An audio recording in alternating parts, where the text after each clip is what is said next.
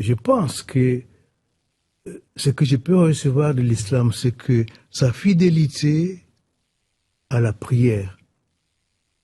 Quand j'étais jeune prêtre, quand j'entendais le muezzin appeler à la prière à 4 heures du matin, je me disais, mais toi, tu dors encore? Lève-toi.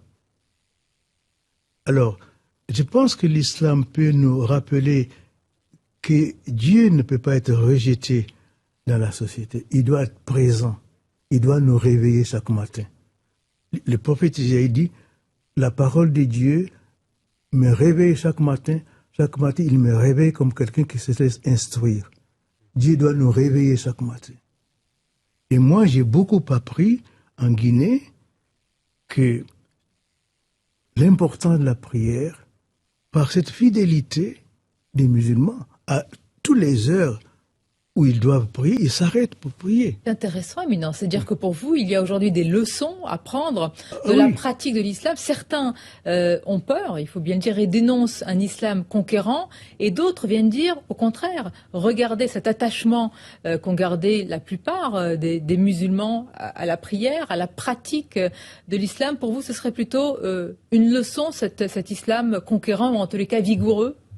Bien sûr, moi, je voudrais vous raconter une légende musulmane qui m'a beaucoup marqué.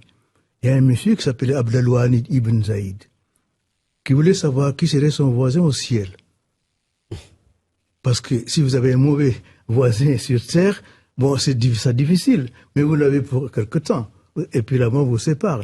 Mais si vous devez l'avoir pour toute l'éternité, il vaut bien savoir qui serait votre voisin. Et on lui dit, oh Abdelwanid ibn Zaïd, votre voisin, c'est Maïmouna. Il dit, qui est Maïmouna? Il dit, c'est une fille qui habite à Koufa. Il va à Koufa, il demande qui est Maïmouna. On dit, c'est une folle qui garde les moutons du côté du cimetière. Il va au cimetière, il voit Maïmouna en train de prier.